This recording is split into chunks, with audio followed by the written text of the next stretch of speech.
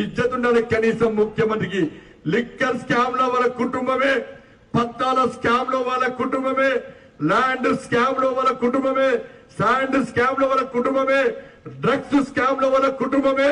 ఇక ఇంకోడు దోసుకోవద్దు, నేనే దోసుకోవాలి, నా మంత్రులే దోసుకోవాలి, నా ఎమ్మెల్యేలే దోసుకోవాలి. మేము దోసుకున్నది మళ్ళా ఎన్నికలో ఖర్చు పెట్టి ఓటుకు 10,000 రూపాయలు ఇచ్చి, మళ్ళా ఓటుకు 20,000 రూపాయలు ఇచ్చి, ఓటుకు 30,000 రూపాయలు ఇచ్చి మళ్ళా అధికారంలోకి రావాలని చెప్పి ఒక నీచపు ఆలోచన తప్ప రాష్ట్ర ముఖ్యమంత్రి పేద ప్రజల మీద, ప్రజా సమస్యల మీద కనీసం పట్టించుకున్న పాపాన పోలేదన్న విషయాన్ని గుర్తుంచుకొని ముఖ్యమంత్రి బాధపడుతుంటాడు. నేను చూస్తే నేనే పొట్టుపోటులు చంపటోని, నేను అసెంబ్లీలో మాట్లాడినా, నా బిడ్డైనా నా కొడుకైనా అవినీతికి పాల్పడితే గుంజుకపోయి జైలు వేస్తానా. అప్పుడప్పుడు మా బిడ్డ మా కొడుకు వచ్చి డాడీ నాకు పైసలు ఇవ్వవా అంటే నేను ఇన్ని రోజులు పైసలు ఇవ్వచ్చు అప్పుడప్పుడు ₹2 ఇచ్చిన.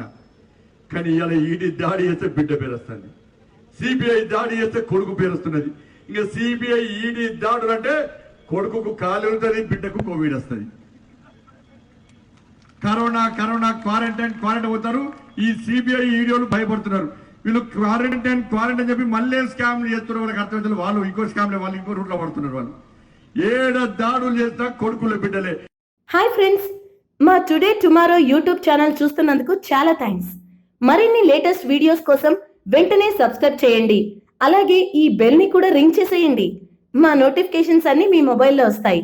అలాగే మా వీడియోస్ మీకు నచ్చితే లైక్ చేయండి, షేర్ చేయండి, నచ్చకపోతే కామెంట్ చేయండి.